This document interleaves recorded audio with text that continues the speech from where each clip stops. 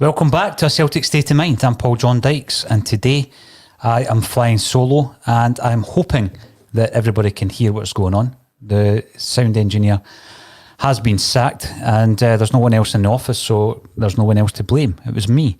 So let me know that you can hear what's going on, and we're going to be talking, there we go, Glasgow Road, good man, commenting on Twitter to let me know that we are live and you can hear exactly what we're discussing. But what I just love how everybody lets me know straight off the bat when things aren't going well because somebody, don't know who, didn't press the right button.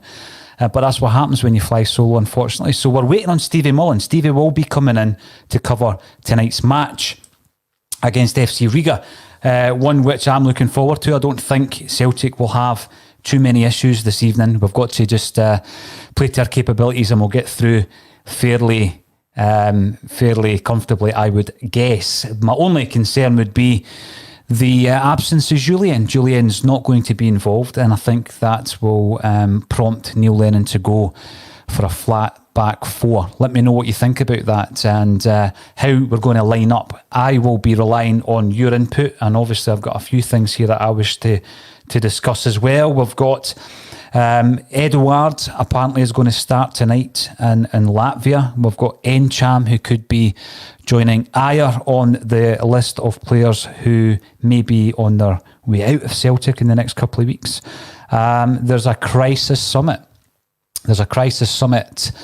Taking place or in the works in relation to whether or not the actual season is going to be completed. And let's remember last season we set a precedent by giving it to the team who was top of the league when the league was called early, which shows just how important every single goal and every point is going to be this season. We need to make sure we're at the top of the league and we remain there just in case everything else crumbles round about our ears. So let's go through it. Thanks everybody for your patience. Yes, we did. This is take two. We did have a few sound issues, but hopefully they've been ironed out.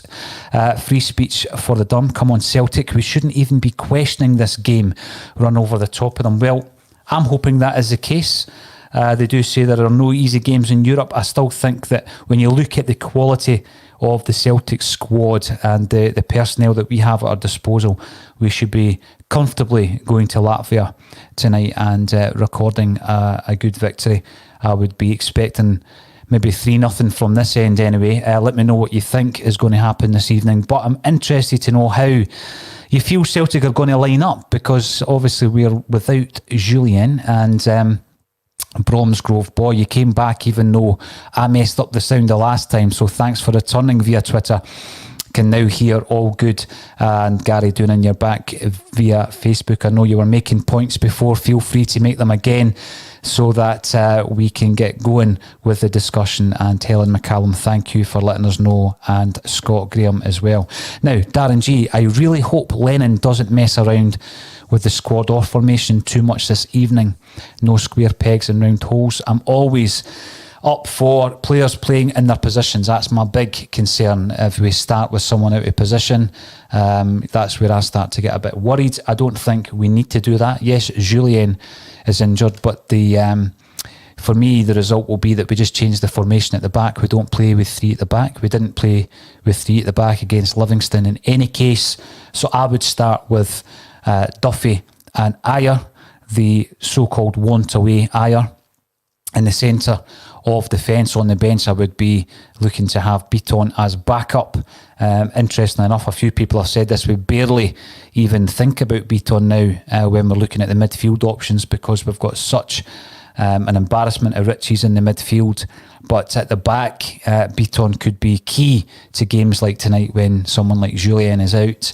Let me know what you think about the speculation around Chris Ajer, as well as Encham. And I think a massive part of that will be yesterday's announcement around the lack of fans within Scottish football grounds and the potential for that to continue right into the first half of next year.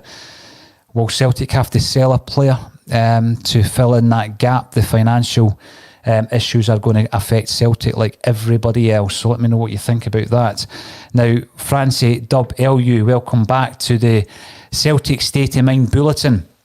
Good afternoon, Paul. Hopefully no hiccups in the game later on. And yeah, it would need to be a massive hiccup, wouldn't it? We've had a few over the years, and one of the biggest ones was Brendan Rodgers' first ever competitive match for Celtic, where we went over to Gibraltar and were beaten by the Lincoln Red Imps. It was a shocker of a result. We've had a few since then. I mean, Ferencvaros wasn't as bad as that, but all the same, it was a dreadful result for Celtic. And Neil Lennon and the team came in for a lot of flack afterwards, and quite rightly so. That's why we're now talking about Europa League games and having to go through the process of travelling to Latvia to try and get a result tonight. It's a one-off game. How do you think we're going to line up? And the formation is going to be very important tonight. How do you think the game's going to go as well? Scott Graham, when Europe is considered, we can't take anything for granted. Yeah, absolutely, Scott. I think if Celtic turn up and play to their capabilities, anywhere near their capabilities, we should win comfortably tonight. And Sonny A, if he doesn't play two strikers, we will struggle. Well, do you think Neil Lennon will start with two strikers? He's going to be looking at a slight change of the preferred three at the back, I think. And just as we lined up against Livingston, I think we will play with Chris Ajer and Shane Duffy in the centre. Barkas is almost an automatic choice at the moment. He's got the jersey and it's up to him to keep it. I do expect him to play with El Hamid on the right-hand side, because that can, quite quickly turn into a middle three if necessary. And I think Taylor will keep his jersey on the left-hand side, marauding up and down the pitch. And, he's coming for a lot of stickies in the press today, talking about the Kieran Tierney effect. Celtic fans are looking back at what we had there before and maybe comparing Taylor to Tierney. There's no doubt Taylor certainly doesn't go forward like Kieran Tierney, but he's getting a lot of the ball for Celtic, probably more than anybody else on the park. And it's been noted elsewhere that Celtic are very much relying on the left-hand side of the park, maybe to the detriment of the likes of Frimpong and Forrest. So I'm going to start with Barkas in goals, El Hamid at right back, obviously, tracking back from a right midfield area, Taylor on the left, Ajer and Duffy in the middle. How do you think we'll line up at the back? Colin Watt. Oh no, it was better without the sound. Thanks for the support, mate. And agree though, 4-2-3-1 tonight. Eddie leading the line with Forrest, El Yunusi and Christie behind him. So that would be an interesting formation. I guess you would be looking at McGregor and Brown in front of the two central defenders, with Eddie sitting up front. But again, I think I would still go for two up front with Ajeti. I'm liking the look of that partnership developing. And Pat Burns or Byrnes, can't wait for tonight's game, bulldoze them. I think we can do that. That's why I would like to start with two up front. I would have Eddie and Ajeti up front. And the question would then be, obviously we've got another couple of positions to fill. Who do we bring in? Will it be Ryan Christie? Will it be El Yunusi? We've got Encham. We've got a lot of players that you can call into the squad for a game like tonight. William Kennedy.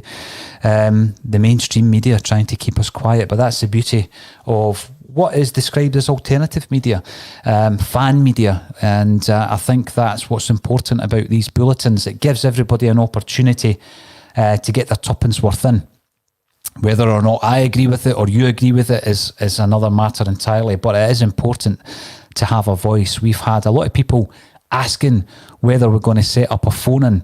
I'm not writing off the idea. It really is just a case of looking at logistics to that. I don't think it's an easy setup to have a phone-in. We certainly have a desk here which takes incoming calls and can broadcast them out there.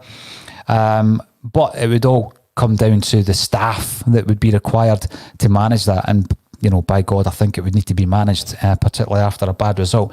So I'm not writing it off, but there's a few things in the works, and we are looking to get more people involved in a Celtic state of mind, which was why we dashed away early and the bulletin was at 11:30 yesterday. Now, Gary Doonan, you're always welcome on a Celtic state of mind, and we will definitely need to organise to get you into the studio at some point.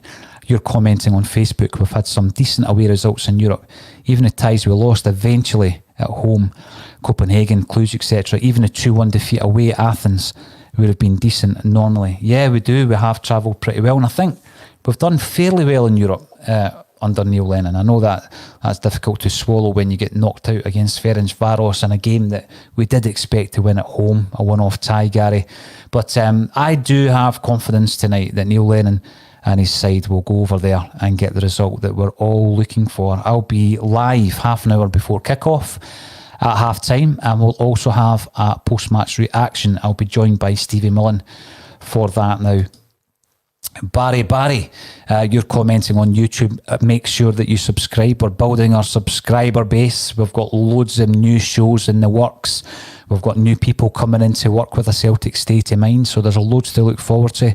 And you know what? It's all free, so you get at least one broadcast a day, sometimes more. Today you're going to get 4 broadcasts. Every single part of it is free of charge for Celtic fans and fans of other clubs, because we do know that we do get fans of other clubs tuning in as well, which is interesting. Fingers crossed Lenny plays a striker tonight. Well, he's already said that Edouard is part of the plans this evening. I think he will start, and I think he'll be partnered by Ajer as well. So I'm going for Barkas, Elhamed on the right, Taylor on the left, with Ajer and Duffy in the centre, McGregor and Brown. Now, this would be the interesting bit. You play with 2 up front, so what you would need to have is Forrest, Jamesy Forrest on the right. I would go with Christie on the left, and behind them obviously McGregor and Brown, and that is how I would line up today. I think we've got enough there, and Christie can obviously float into that position just behind the front 2 as well. That's not a flat 4-4-2 I would play, because we've got the personnel for Forrest and Christie to work their way not only down the channels but into the centre as well. And I definitely would start with Eddie and Ayeti up front. It might be quite open, but we would have enough subs there to change it if necessary. We've got El Yunusi, we've got Ncham, we've got players like Turnbull, Frimpong. There's plenty of cover there if we were to start. Hopefully Rogic, Griffiths and Connell are on the bench tonight as well. Kevin Selt, I know money-wise we need the UEFA Cup run, but to be honest, I'm not bothered with it all, at all. Happy to get the 10 and think that's my only concern. Well, 10 in a row is definitely the priority, Kevin. I totally agree with you. I think the whole outlook has changed with the coronavirus. And I mean, a lot of the European money, you don't get that instantly anyway, do you? I mean, we'll be looking at some of the European money from the last campaign, and that filters into the Scottish game as well the following season. But it is important that we do make progress in the Europa League, because there's going to be a huge black hole in Celtic's finances and in the finances of every club who's going to be affected by the coronavirus and the lockdown. And the concern yesterday was that obviously we are entering a period where we will not have fans in stadiums right up until potentially March next year. So it's a huge concern. It's a massive concern. There are going to be clubs who will be in financial ruin within the next couple of months. And I take absolutely no pleasure in saying that, because you want everybody to get through this. We spoke about it yesterday. It's going to be a real crisis in Scottish football and across the board. Scottish football, as Colin Watt quite rightly said yesterday, relies so much on the match day income. It relies so much on the attendances coming through the gates. A lot of these other countries have got great broadcasting deals, and the turnstiles really isn't their priority. It obviously is going to hit them hard, but not as hard as Scottish football. So this is my big concern. This is where I think the whole strategy may change in the short term. We may be looking at players like Ncham, who apparently is interested in the likes of Southampton, Lyon, Marseille, West Brom.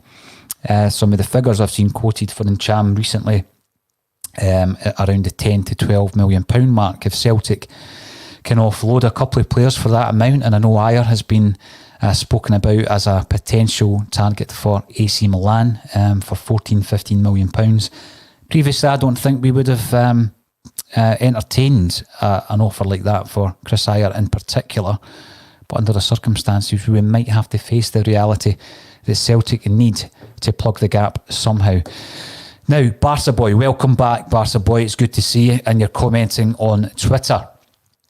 One or two players staying rides on the back of tonight's and hopefully next round results.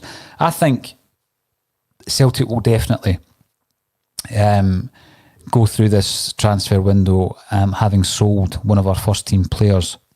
Who's it going to be? I don't think we can afford to lose Eduard at this stage. I don't think it would be a good idea for Ajer to go because we don't have that cover. We've just brought in Duffy because we needed the cover. A night like tonight shows you that when Julien's out and we're having to change our formation. Listen, he might go for three at the back and play Alhamid. I don't think he'll start with Beaton. It wouldn't be the first time that he starts in Europe with Beaton at the back.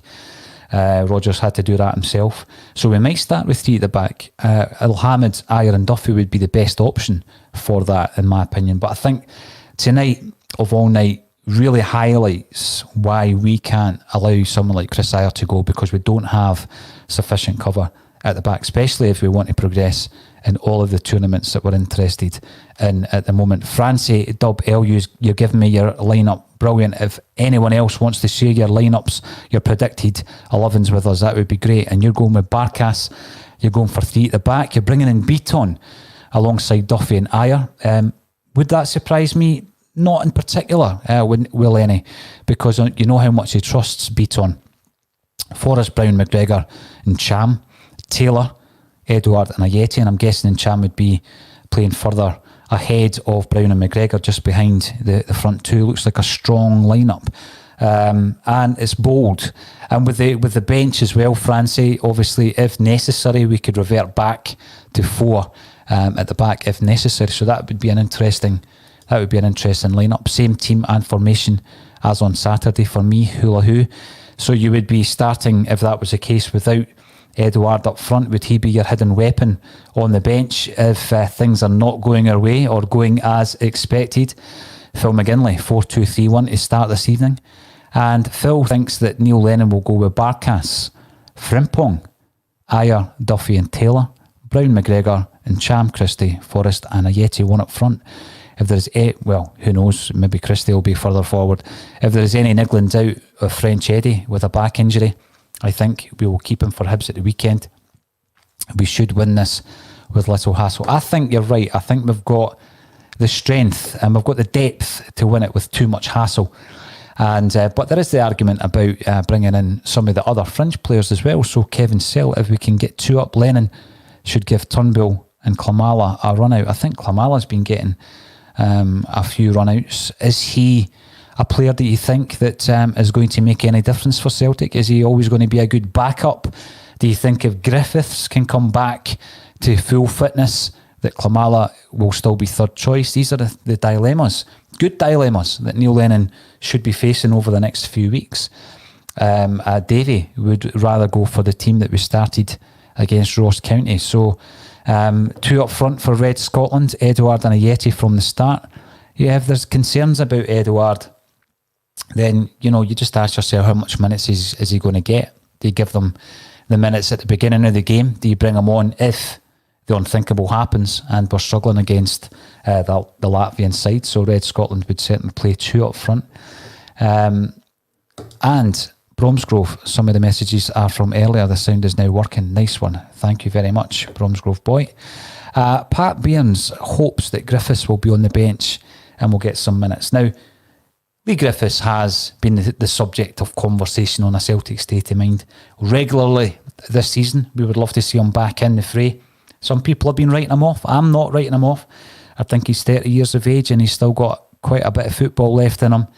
It would be great to see him on the bench. I agree with you, Pat. I think a player like Lee Griffiths on the bench, and Tom Rogic, maybe to a lesser degree, because he certainly needs some minutes in his legs. They're two guys that can come on and give you a bit of creativity. I don't think we're going to be looking at this game 30 minutes from the end, but I'm putting that out there, so this might turn into a meme later on. I don't think we'll be needing to call on someone to change the game. So yes, it would be brilliant to see Lee Griffiths coming in if we're a couple of goals up, maybe 2 or 3 goals up. Sonny A thinks that Klamala should be loaned out if and when Griffiths is fit. One of these things, it's a bit of a a catch-22 with the strikers, isn't it? Because we're all hoping and praying that Edouard is still a Celtic player when that transfer window slams shut. So we might be reluctant to actually loan anybody out up front, because you just never know what kind of bids are going to come in for someone like Edouard.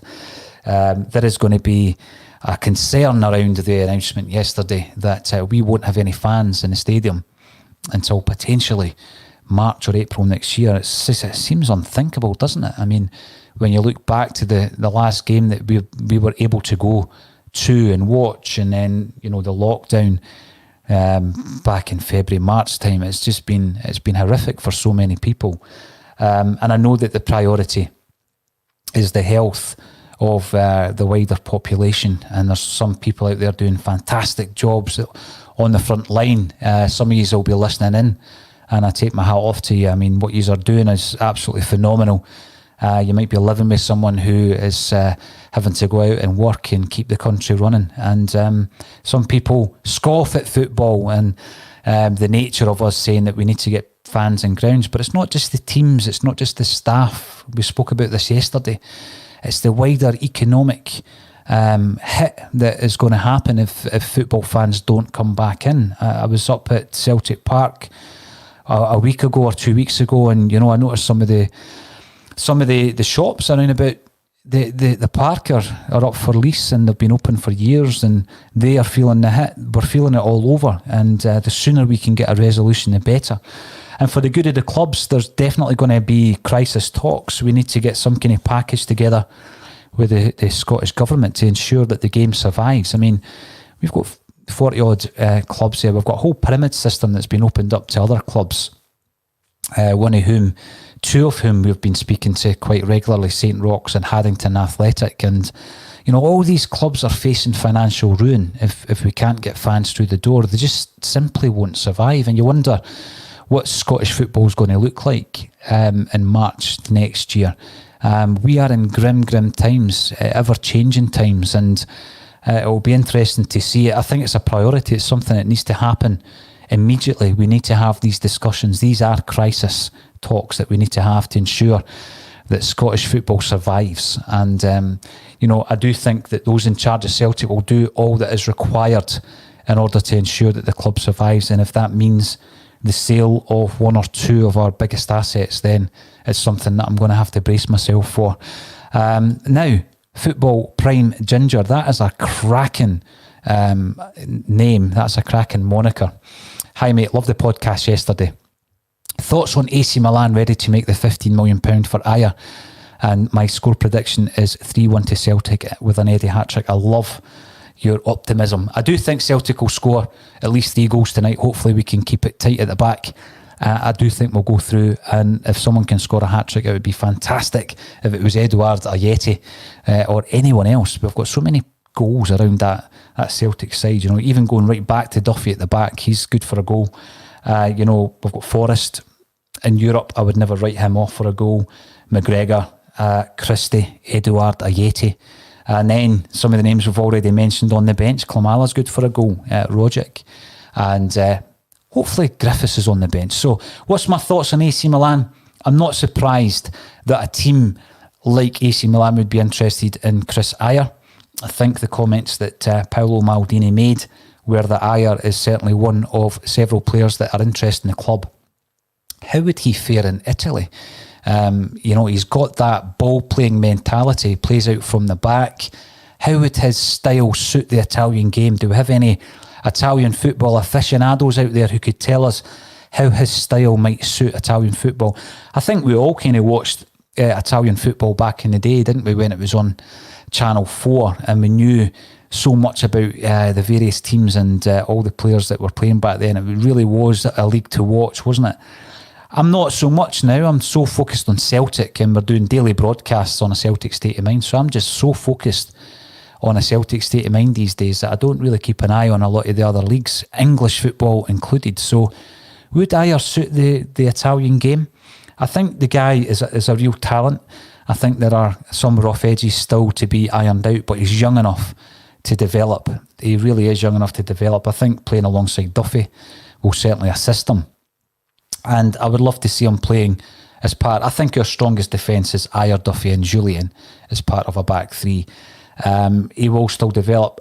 I don't think under normal circumstances that Celtic would entertain a bid of 15 million quid for Encham or Ajer at this stage, because we've got so much to play for. I'm not saying that either of the players is worth more than that. I just don't think we would be looking to sell in this transfer window, because we've got 5 tournaments to play for, the biggest, most important one being 10 in a row, but we've got 2 Scottish Cups, a League Cup and the Europa League. I don't think we would be looking to sell, but under the current circumstances, we might entertain a bid of around 15 million quid for Chris Ajer. Where does that leave us at the back? Does it mean we just run with Elhamed, Ajer, Duffy, Julien and Beaton? You take Ajer out of that and we're slim again. We're slim at the back. We were crying out for Duffy to come in.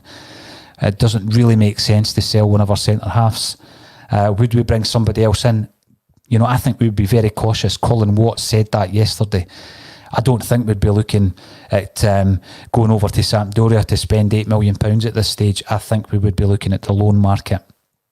People scoffed at that idea yesterday, but under the circumstances, you know, if we could bring in a Benkovic, someone who we know well, on loan, then that's the type of deal I think Celtic will be looking to do. Please feel free to disagree with that and make your comments known, and we'll go through as many of them as we possibly can. William Kennedy: Riga haven't lost at home. Hopefully another first for Celtic. Well, William, you know, these are the things that the stats and the statos are good at, looking at the form book. I just think Celtic, if we turn up and we do what we know we can do with the personnel available, then we should be winning by 2 or 3 goals. What's your thoughts on that?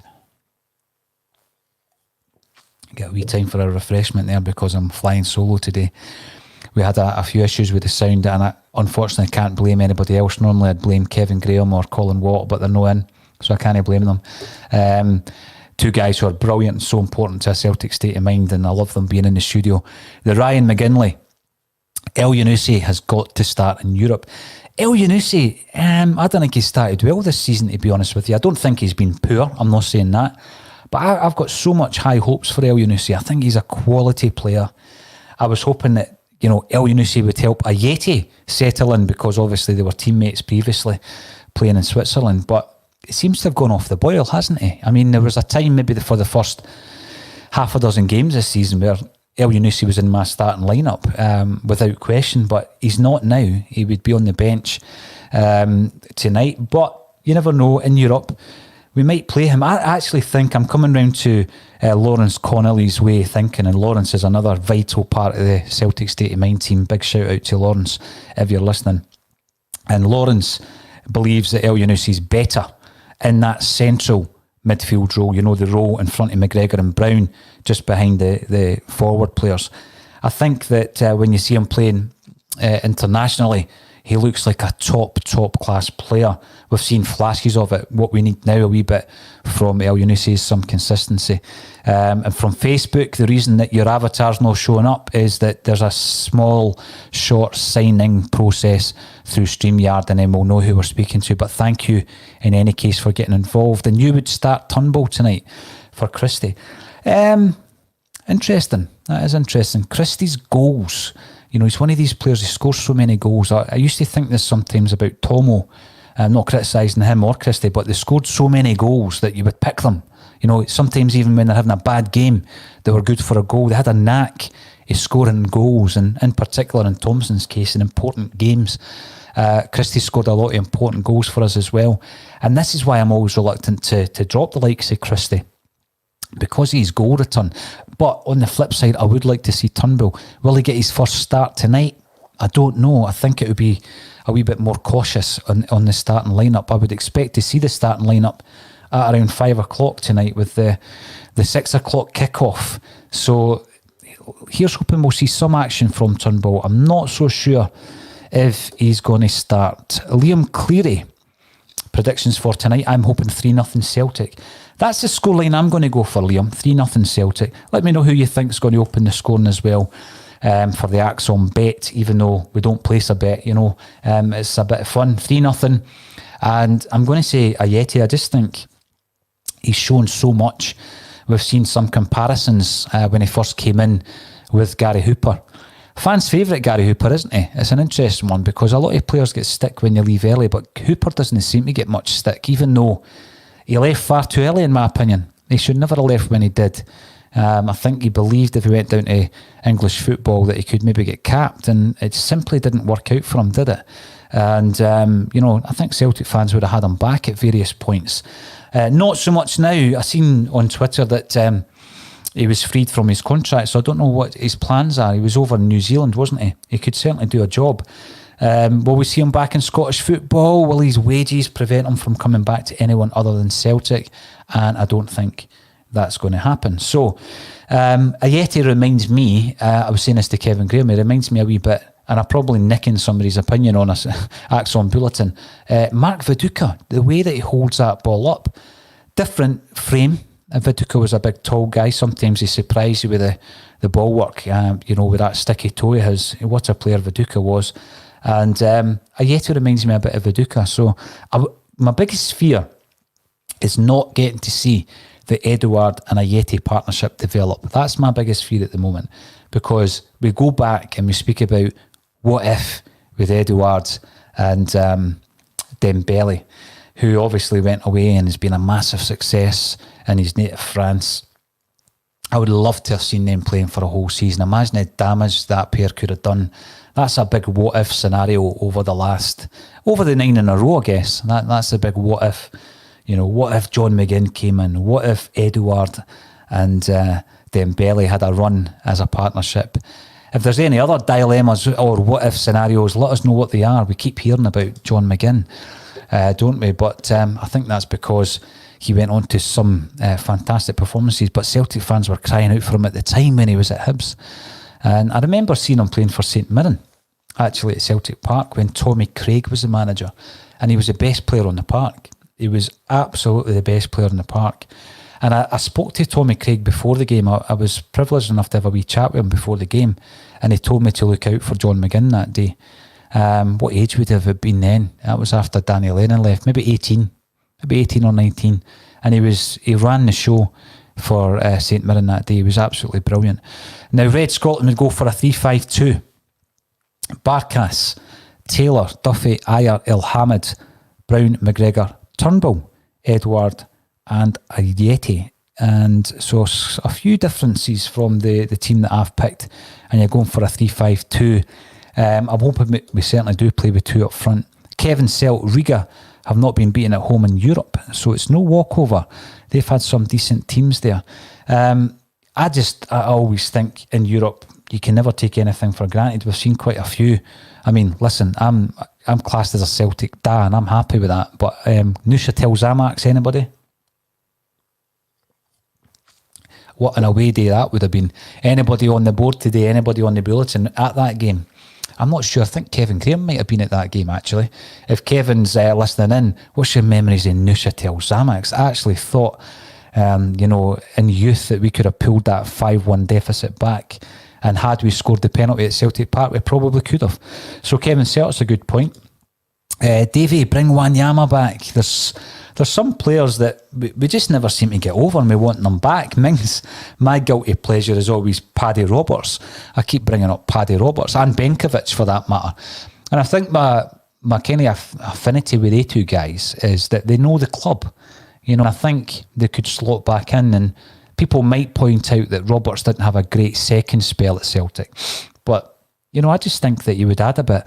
I don't know if we're going to sign any permanent players from now until the end of the transfer window, because of everything that's happening, the uncertainty within Scottish football and the financial hit that Celtic are currently taking and will continue to take until we get the fans back in the ground. So I don't know if we'll go out for a permanent deal on anybody that's been mentioned, to be honest with you. But Benkovic would be brilliant on loan, and I think that Paddy Roberts, I still have, I've just never got over the ball Paddy. I'd love to see him back in. Wanyama, would there be a space for Wanyama? Who would he replace, Davey? Let me know who Wanyama would replace if he came back. Bromsgrove Boy, 4-2-3-1 works if the three provide necessary support to the lone striker, i.e. either Christie or Ajer. So the three just behind the striker. Yeah, absolutely. They do play a backup role to the striker, and obviously they need to give that striker loads of support. It's one of these ones. I don't think Lenny's going to throw in any big surprises. I don't think he's going to start with Turnbull. I really don't. I don't think he's going to start with El Yunusi because he's not started over the last few games. Liam Cleary should be a tough game tonight. I think the fact that it's a one-off, that's the big thing for me, because in the past you could maybe go out and maybe come back with a 2-1 defeat, as Gary Doonan mentioned earlier, when we went to Athens and we were beaten 2-1. You just think sometimes you can pull it back at Celtic Park. You can beat anybody at Celtic Park. I still have that romantic belief, but tonight it's a winner takes all. So absolutely, Liam, I don't think it will be easy. Darren G, Barca and goals. Taylor, Duffy, Ajer, Frimpong, which is the same as me. No, it's not, because I've not got Frimpong, I've got El Hamid. Forrest, Brown, McGregor and El Yunusi, Ayeti and Eddie. So a couple of changes from my starting 11, Darren, but I can see why you would go for that. And Davey, it'll be tight, just a goal in it. Well, dearie me, we'll be here looking at every single kick of the ball. I'll be here with Stevie Mullen, who is the St. Roch's president and who's another brilliant part of the Axom team. We're expanding the Axom team. Are you a pundit? Do you talk a good game? Some of you will be thinking, I don't talk a good game. Well, if you do, drop us a wee message. You can get in touch with me anywhere, really. You can email me at pauldahndykes@gmail.com. Anybody that's been emailing or Facebooking or sending DMs via Twitter and I've not got back to you, there's been a few things going on this week and last, so I will get through every message and I always get back to you. Sometimes a couple of weeks later, but I definitely will get back to you. There's a few books as well. I don't know if anybody realises, but I wrote a few Celtic books back in the day. And I've got a few left. I've got a few Quality Street Gang books. I've got a few of the Andy Lynch autobiography. Not many, it's got to be said. They're going to be out of print soon. But a few guys and girls have contacted me asking for some signed books, and I'm happy to sign and send them out to you. So if you haven't received them yet, you're on a list. I'll get them sent out. I promise you, I'll get them sent out. Once I've got a spare half hour here at the studio, I'll nip out to the post office and I'll get them sent out. I think 3 or 4 of you have asked for books, so I'm happy to send them out. If anybody else out there thinks that someone needs cheering up and reading my book, will it cheer them up? Well, hopefully a wee bit of nostalgia, reminiscing about the 60s and the 70s might cheer them up. So I've got, I don't know how many books, 30 or 40 books left. If you want Quality Street Gang, Andy Lynch, just give me a shout. Tell me what your address is. I'll get them sent out. If you want me to send them to a pal, if somebody is having to quarantine for a couple of weeks and they like to read about Celtic and they haven't read any of the books, give me a shout and I'll send the books out. I'm happy to do that. Absolutely delighted to do that. Michael Bradley, Barkas, El Hamid, Duffy, Ajer, Forrest, McGregor, Brown, El Yunusi, Christie, Edward, Ayeti. What I've noticed from all the teams, though, is there isn't a great deviation, is there really, between the teams? There's a few changes here and there. People disagree maybe with El Hamid and Frimpong. People are maybe disagreeing with maybe Christie and El Yunusi. But, I think the teams are very similar. Liam, Big Duffy on a goal tonight. I'm not a betting man. I couldn't actually walk into a bookies. Are you even allowed to walk into a bookies these days? I don't know. I don't know how to put a bet on. I could probably figure it out online. But I think a good bet would be Duffy for first goal every week. I just think, a corner and he is a threat, and he's our first threat for a long time. And a green and white hoop jersey. So any bettors out there maybe want to disagree with me? Is he no worth a fiver every single game for first goal? And Darren G, absolutely love the vlog podcast. Well, Darren, we are going to keep them coming. The Celtic State of Mind Bulletin is definitely, it's a daily show and we run it Monday to Friday. There's always something to talk about Celtic related. I love having a couple of people in the studio with me. Sometimes it's not possible, and that's why I'll just run it myself if that's the case. Stevie Mullen will be joining me later for a look ahead to tonight's game. So we'll be a half hour before the game, 15 minutes at half time, a half hour after the game. We'll be talking everything Celtic. Hopefully the half-time and the post-match will both be in fine fettle, and we'll be talking about a Celtic victory. That's what we're hoping for. But as I said before, Darren, if there's anybody out there who likes to chat about Celtic and wants to come into the studio, we are operating under strict lockdown, coronavirus guidelines. I mean, we are not locked down, thankfully, but what we are doing is everything is sanitised. These wee muffins that you see, not muffins, that's maybe because I'm hungry, these wee muffs that you see on the mics isn't for the sound, it's actually for the hygiene, so they get replaced every single time someone sits down, either on this seat or across the table. 2 metres away, all of that kind of stuff. So if you want to come in, we are operating under the recommended guidelines, and you can come in and join us. If we need some new blood, we always do. And what about getting some females involved in the show as well, and get a different perspective from the girls and the women out there? Get yourself in here and talk Celtic. If you've got an idea for a podcast or a broadcast, then let us know. We also film and edit shows. You might have seen some of the shows that we're putting out at the moment. We've got loads of other ideas as well, some great ideas. And a lot of them are coming from you guys and girls. So please, let me know if you want to get involved. If you've got something that you always think would work, be that a podcast, a broadcast, or a pre-recorded show, let me know. We've got the facilities. We have the means to do it. Francie W. I wouldn't bother with a phone in. I love the broadcasts as they are. Great informed chat with top guests. Leave the telephone callers to other channels. Francie, I agree with you, actually. I don't like the idea of doing a phone-in, but we have had quite a lot of people suggesting it. We've also had people actually phoning our sponsor, who is at the top of the page there, and giving them some opinions on Celtic. So, yeah, we don't have a phone-in at the moment. It's one of the things that keeps getting pitched to us. I'm not a big fan of the idea. Let us know what you think out there, because obviously we need to give you what you're looking for. Gary Doonan, Neil Lennon getting it in the neck for his personnel and formation changes, but must have seen 100 different starting lineups and dozens of different formations on Celtic sites the past fortnight. You're absolutely right, Gary. And I think, just having a few people in here who know their stuff. I'm a football fan like the rest of you, but we do bring people in here that know their stuff. You might agree or disagree with them, but we had Danny Lennon in, first team manager, first team coach at Clyde. We had James McDonough, who's the manager at Edinburgh City. We've had people like Graham Diamond in, who's a sporting director at Clyde. We've got Stevie Mullen in tonight, who's the St. Roch's president. Jim Simonetti, who has been involved in coaching at Clyde. He's been involved at the Jimmy Johnson Academy, who have produced players, I think upwards of 25 professional players. One of the best success stories being Darnell Fisher. And these guys know their formations, they know their coaching, they know their football.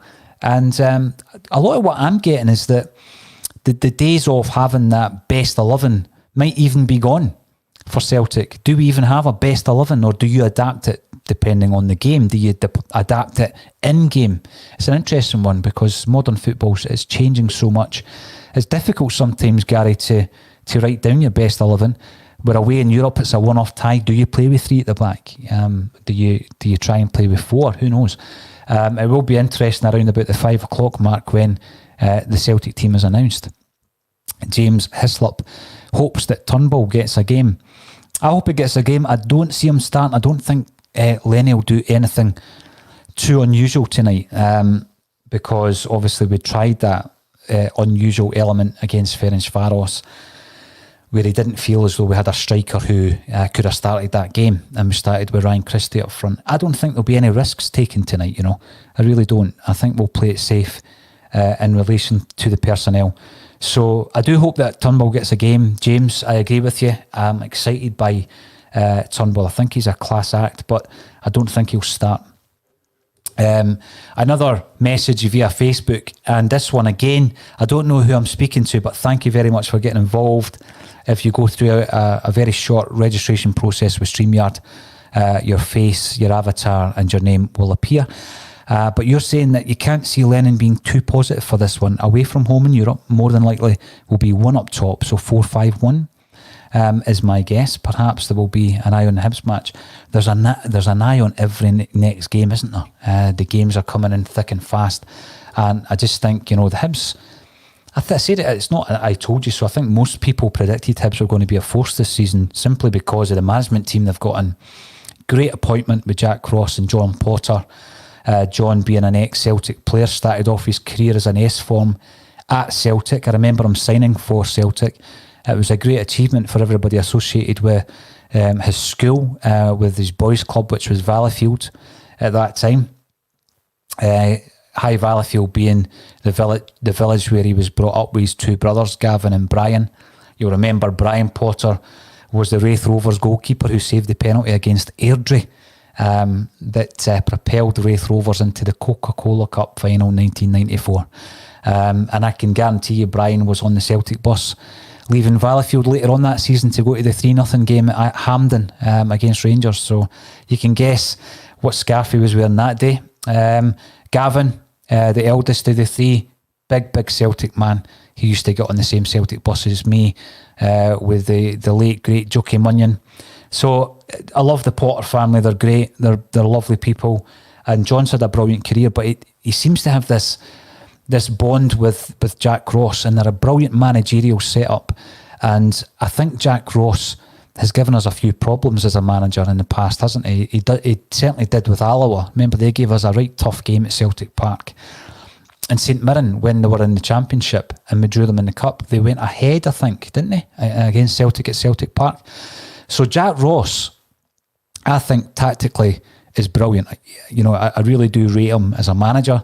I remember him going to Sunderland, and I think he did very well at Sunderland, and they were very premature in many ways in getting rid of him. But he's back up here. I think it's a great fit with Jack and John at Hibs.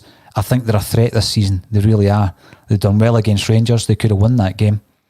And I think they'll give us a very tough game this weekend on Sunday. So will we have one eye? Can we afford to have one eye on the next game? Really? Every single game is so important. This is a one-off European tie. Can we even afford Colin Watt, who's made a point here just now, and I'll go through that in a second. But Colin Watt was talking a few games ago about Scott Brown being rested because he was one booking away from suspension. I don't think we can rest him, or anyone. I don't think we can rest them for games other than players who have slight injuries like Griffiths with his calf, Julian with his back, and Eduard, who actually said to Lenny that he needed rested. So, it's one of the ones we've got to take every single game, don't we, as a cup final. Colin Watt, remember guys, if you're watching along, give us a thumbs up on the video. Helps us get out to a wider audience. You're right, Colin, thanks for that reminder. I just like to remind everybody to follow us on social media. We've got a Facebook page, and we do have a Twitter page. You can follow me or a Celtic State of Mind. We're trying to build all the platforms. We're going to build the Instagram page as well. We're on Twitch, which I didn't even know existed. I wasn't even sure what it was until I spoke to Dominic Diamond, a big Celtic fan over in Canada, and he was speaking about having a Twitch. So we had a look into that as well. We've now got a Twitch page. We're on Spreaker, we're on iTunes, we're on Acast, Spotify, all of the podcast stations. There's a new one coming out, Amazon Music. I just signed up for that as well. But yeah, if you're on YouTube, follow us, subscribe to us on YouTube. We need to build up the subscribers. I want to build it up. We've got big targets for a Celtic State of Mind and for a State of Mind, because a State of Mind produces things outside of the world of Celtic in relation to music, movies, comedy, TV shows. We're working on pilots, we're working on chat shows. Hopefully one of these days we will get back to live events as well, and we can actually all enjoy a wee drink and in person. That would be fantastic. William Martin, why does no one play a 4-4-2 formation anymore? It's a good question. Even if you mention it, you get called a dinosaur, don't you, William? It was always a classic formation up to a certain point. More teams had won the World Cup playing 4-4-2 than any other. I used to buy the old 4-4-2 magazine when it was a must-have. 4-4-2, yeah. Do we still play it? They would just not start with it. Do we revert back to it during games? I think it's a formation. You can't write off any formations. This is what it comes down to, I think. The management team, the coaching staff need to know when to adapt, and sometimes that adaptation will be 4-4-2, William. It just seems unfashionable at the moment, doesn't it? But it doesn't mean to say it doesn't work. Michael Bradley. Good point, Michael. The players need Europe. I think there's so much beyond the financial element of Europe, and the financial element is huge. Celtic as a club need the prestige of Europe. We need the prestige for a few different reasons, and I think the first one is very important, and it's our European heritage, it's our history and our traditions. Some people outside the Celtic bubble or the Scottish football bubble may suggest that Celtic, it was a flash in the pan back in '67. Well, it wasn't. I mean, Celtic had a team that was built over a period of time who performed well in Europe. And if you look at, and it's something I never tire of saying, the season 64 to 76, and in the 12 European campaigns, Celtic have reached at least the quarter-final on 9 occasions of European tournaments. Now, that is astonishing. That is a European football superpower. And, we could have and should have won another trophy back then. But because of the traditions and the heritage, Michael, I think Celtic need to play in Europe, and we need to progress in Europe. You then have the financial element of it as well. And now more than ever, we need to focus on Celtic's finances, obviously. It'd be great if we never had to worry about that as fans. Under these circumstances, we do. But also there's the prestige. And the prestige gets you new players. You can use Europe as a carrot, can't you, Michael? You can use it as a carrot. You can say to players who are young guys at PSG, 19 years of age, like Edouard, and you can say to them, I'm going to give you this platform. You're going to play in the Champions League. And if you're playing in the Champions League for 2 or 3 seasons, then other clubs elsewhere will be interested in you. And you can use the examples of Van Dijk and Wanyama and Fraser Forster. And you can use examples, even like players such as Dembele, the aforementioned Dembele. We'll put you on that platform, that European stage, and you can get a move elsewhere, because we've all conceded that's where Celtic is in terms of transfers. If we want to get that 2 or 3 years out of a player like Edouard, we need to have that prestige. And that's a big thing for me as well. We need to develop players, our own players, and if you do it in Europe, on the European stage, then there is far more chance of us attracting bigger and better players, and there has been some amazing players linked to Celtic over the piece. One, interestingly enough, Alex Collado, who is at Barcelona and may be in line for a loan deal. Our relationship with Larsson, will that allow us to bring in players from Barcelona? Imagine that. That would be good. It'd be a good use of the relationship with Henrik Larsson, wouldn't it?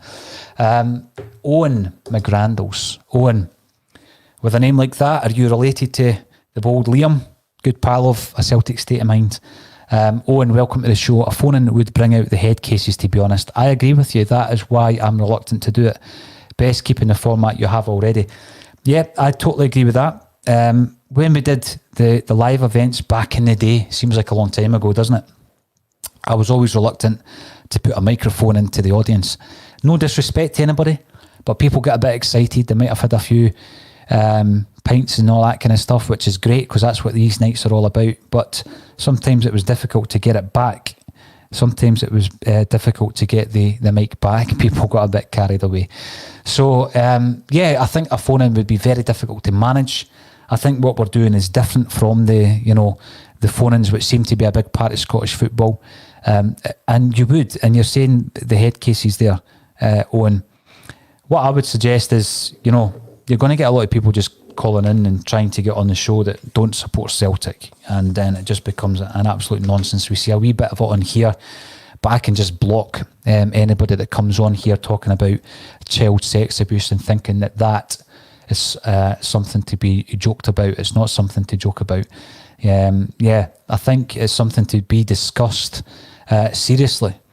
What went on within football, Scottish football, wider football, British football. It's been an absolute disgrace over the years, and obviously the victims of that abuse, I'm pretty sure, don't want to see platforms like this being used for point scoring. I think it's an absolute disgrace.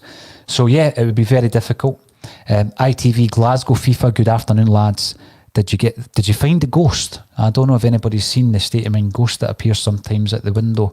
But I mean, I don't know. Who knows who it could be? There's a few people in that studio from time to time, but I don't recognise them. I think Lenny will go with Ilhamid, Ajer, Duffy Taylor, Bruni, Kalmak, El Yunusi, Christie, Encham, and Eddie. I think Lenny might drop Forrest if he goes with El Yunusi.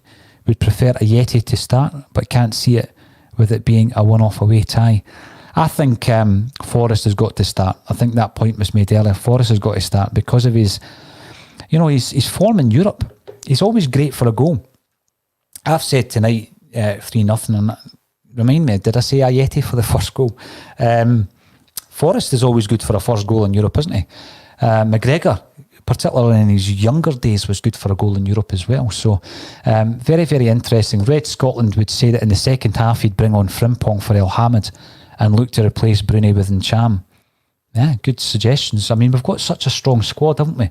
And the rotational element of that squad is so important this season due to the additional tournament that we'll be playing in, with the Scottish Cup obviously not having finished last season, due to the pandemic that we're actually in.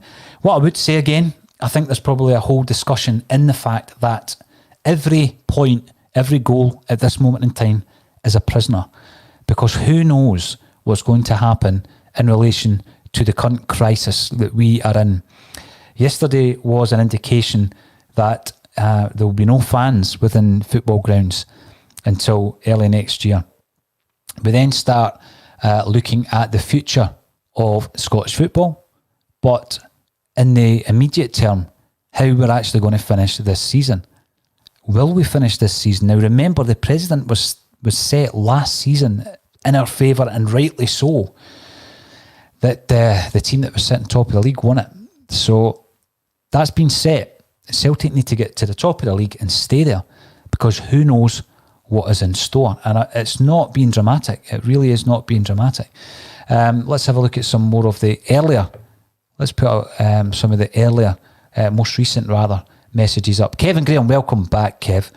And 2 Champions League qualifications in the last 6 years means we can only offer players European football, not Champions League football. We are not a Champions League side. Kevin keeps saying this. We're not a Champions League side, and that really gets to me.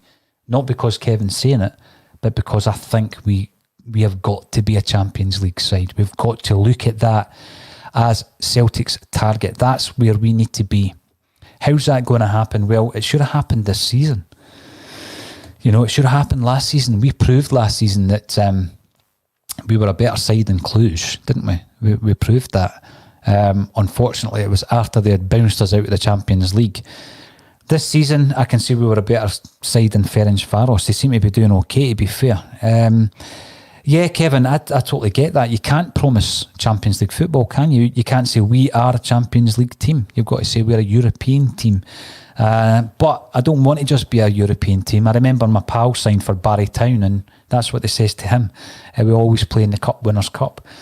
And to be fair, he did. And he sat on the bench against Dynamo Kiev. But I don't want to become Barry Town. I want to be Glasgow Celtic, and I want to say we're a Champions League side. So, Kevin, thank you for that. Thank you for reminding me of that. But it's something I want Celtic to change. Now, Facebook, again, I don't know who I'm speaking to, but thank you for getting in touch. The reason I don't know is there's a very short registration process through StreamYard that allows me to see your avatar and your name. The current team are still playing the Brendan Rodgers way. Far too slow.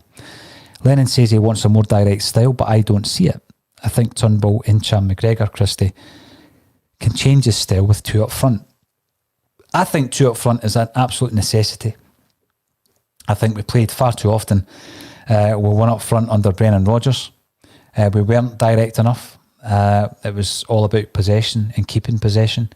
And I think that there are players that you've mentioned that will make a big difference. Celtic's team is becoming more and more a Neil Lennon side, isn't it, with every signing, because Lennon, he's brought in 5 players that, for example, during this transfer window, 5 first teamers. I know that Turnbull's not getting a game at the moment, neither is El Yunusi, but these are 5 players that have been bought for the first team. Before you know it, we'll have 8 or 9 players that were brought in by Lenny, so it certainly becomes a Lenny team. But it's all down to the style, I think, what you're saying there. We're still playing in the style of Brendan Rodgers. And we've got another couple of points. Paul Cockwell, I think Paul's a Hibs fan, so welcome to the show, Paul. A phone in after a bad result, not a good idea. I agree with you. There might be a time, there might be a place for it. It certainly wouldn't replace the bulletin. At no point would it replace the bulletin. It would be something we would do as well as the bulletin, if we were to do it. But I'm just trying to gauge opinion on that. And we're looking through some of the other points that are coming in. Paul suggesting it might be Elvis. We do have some big Elvis fans. We do have some big Elvis fans in here at the studio as well. And who would argue with that as well? 1977, bad year. King Kenny leaves Celtic and the king is dead. Now, we've been online now for a whole hour. You've managed to put up with me for an hour, despite the false start when we had no sound because I never switched on the mic. You know, just a simple thing like that. But please continue to get involved in the Action Bulletin. You are rocketing a Celtic state of mind, to different heights when it comes to our audience. People, loads of folk are coming on board and saying they've never even heard of a Celtic state of mind. And that's actually refreshing for me, because we're giving it to a new audience now. As a lot of you will realise, a Celtic state of mind started as a podcast 3 Julys ago. So, we've been going for over 3 years. Our first guest was none other than Paul Gallagher, elder brother of Liam and Noel. We love our music, we love our movies, art, culture, comedy, spoken word, poetry. We love it all. And we try and cover as much of that as we can on a Celtic State of Mind. We've had some fantastic guests. If you're new to the show, have a look at the YouTube, have a look at Speaker and iTunes. Some of the interviews that I've had the privilege and pleasure of doing with the likes of Neil Lennon, John Barnes, remember that? James Allen of Las Vegas, Paul Quinn from Teenage Fan Club, Saul Davis from James. We could start a wee band and put a wee song together. I think that's something that I would love to do, actually. With Edgar Summertime on bass, maybe Paul Quinn on the drums. Who would be singing? James Allen, maybe. Lead guitar, Saul Davis. There you go. There's a band straight away. And they've all been on a Celtic state of mind. So, one last message, and it comes from Colin Watt. Colin, a wee reminder, anyone signing up to Premier Sports for tonight's game, code Celtic499 gets you the Premier Sports for $4.99. Save yourself some money, team. Thanks for that, Colin, because I'm just about to book it. Okay, so here we go. And all the best for tonight. We'll be back with you. It's an early kick-off, isn't it? So we will be back online with Stevie Millen at 5:30. We'll do a half-time analysis. We'll do a post-match reaction. And hopefully we are talking about a Celtic victory. Thanks to every single one of you for joining us on a Celtic State of Mind. And remember what I said about the books. If you or someone else are feeling a bit bored or down in the dumps and you want a wee gift through the post, get in touch. I've got books here, Quality Street Gang, Andy Lynch, Hoop Stars and Stripes, and they're not easy to get, actually. Quality Street Gang, out of print. I've got the last remaining copies. Hoop Stars and Stripes, you might get 1 or 2 on Amazon, but they're not easy to get, and once they're gone, they're gone. So drop me a message, I'll send you a couple of books. I'll even sign them if you want a personalised message, if you want to send it to your dad or your uncle or whatever. Just let me know. Anywhere, I'll do it. I'll pay the postage for you. Get in touch and I'll speak to you all again later on, where we look forward to another night, hopefully, that can go into the history books for Celtic in Europe. Thank you all for joining me on A Celtic State of Mind.